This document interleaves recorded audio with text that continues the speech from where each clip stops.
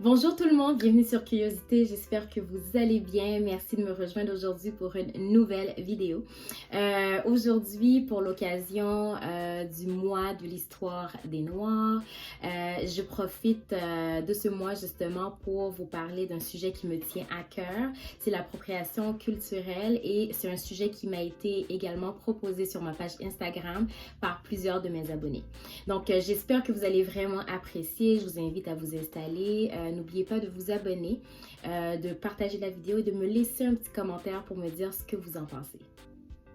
Alors, avant de rentrer dans le vif du sujet, je tenais juste à vous dire que les informations que je vais partager avec vous aujourd'hui, c'est vraiment à titre général. On sait tous que parler de culture, d'ethnicité, de race, ça devient un peu plus compliqué. Donc, s'il vous plaît, retenez l'essentiel. Mon but est très précis.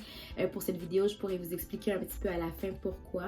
Mais on ne va pas passer des heures à débattre, mais ça me ferait plaisir que vous me dites en commentaire, justement, que vous ajoutez des informations comme ça qu'on pourra lire vos commentaires, on pourra continuer à s'instruire.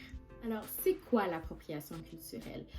En bon jargon, je peux vous dire que c'est vraiment à emprunter quelque chose d'une culture sans son consentement, quel que soit, ce soit des emblèmes, des symboles, des savoirs culturels, la danse, la musique, la cuisine, un peu de tout, de se l'approprier, de le transformer en quelque chose d'autre sans donner le crédit.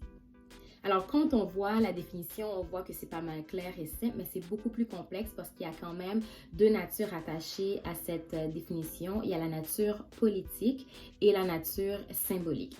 Donc, ce qui arrive le plus souvent, c'est que la culture historiquement dominée est souvent représentée par la classe historiquement dominante, puis ça renvoie à la sous-représentativité des cultures dominées ou des minorités dans nos institutions sociales ou politiques, etc. Alors, pour vous expliquer exactement ce que je veux dire, il y a plein de blablabla, mais on va rendre ça beaucoup plus simple. On va parler par exemple de Kim Kardashian qui avait porté des box braids à un moment donné.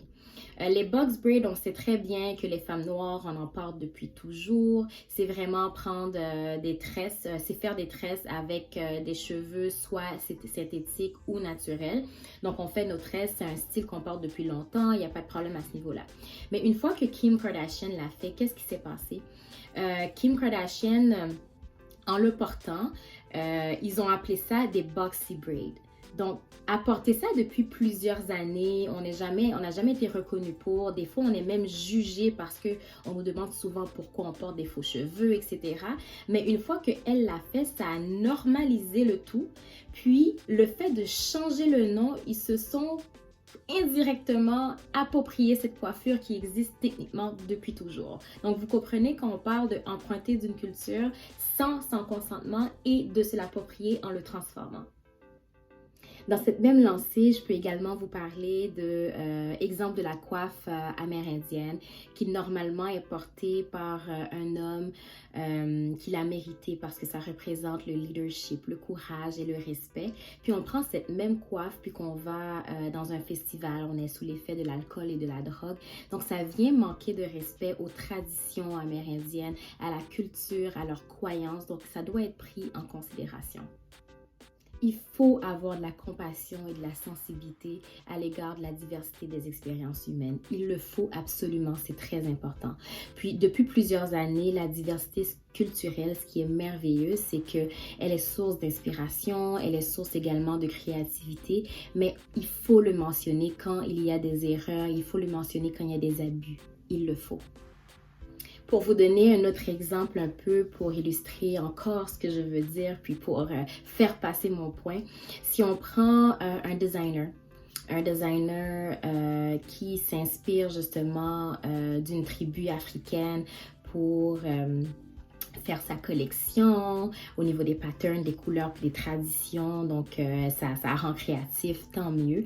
Mais si pour la collection, c'est complètement transformé, commercialisé, puis en plus qu'il n'y a aucune personne de cette culture pour représenter la collection, je trouve que c'est là que ça fait mal et c'est là que ça vient nous chercher. Avec la mondialisation, c'est rendu un peu, c'est littéralement, on parle d'un statut de pouvoir. C'est pas simplement un morceau de vêtement, c'est pas seulement des tresses, c'est pas une coiffe. C'est beaucoup plus complexe que ça. C'est un statut de pouvoir. Donc, ce sont des événements en continu qui nous suivent au quotidien. Donc, c'est pour ça qu'on est frustré, puis c'est pour ça qu'on est fatigué et c'est pour ça qu'on dit qu'on a le droit de revendiquer ce qui nous revient de droit, en fait. Mais également, quand on parle d'appropriation culturelle, il faut mentionner qu'il y a l'appréciation culturelle. Quand c'est bien fait, quand c'est fait dans le respect, il n'y a rien de plus merveilleux. Parce qu'on vit quand même tous ensemble, les cultures se partagent. Donc, pourquoi ne pas trouver un certain équilibre? C'est ce que je veux. Mais cette vidéo, vraiment, c'était pas dans le but de parler, de créer une prison culturelle, ethnique ou raciale, etc. Mais c'est de voir vivre ensemble, créer un équilibre qui permet que tout le monde s'épanouisse dans leur créativité, mais tout en gardant le respect. Donc, j'espère que maintenant, après avoir visionné cette vidéo, que les personnes qui nous regardent de l'extérieur comprennent d'où viennent nos frustrations. Et si maintenant, quand vous allez commettre des erreurs et qu'on vous le mentionne, où on parle justement d'appropriation culturelle, de ne pas le prendre au premier degré, d'aller plus loin, de penser justement aux différentes natures politiques et sociales ou le côté de statut de pouvoir, etc. C'est beaucoup plus complexe et c'est ce que je veux. Je voulais juste vous sensibiliser. Donc, j'espère que vous avez apprécié la vidéo. Vous me l'avez suggéré sur Instagram, puis j'ai trouvé ça merveilleux. Donc, merci d'être avec moi aujourd'hui pour une nouvelle vidéo. Merci d'être resté jusqu'à la fin. Je vous suggère de vous abonner, de liker la vidéo, puis de me laisser un petit commentaire pour me dire si vous avez aimé. Je vous aime beaucoup. Mouah, mouah, mouah, mouah, mouah. À la prochaine.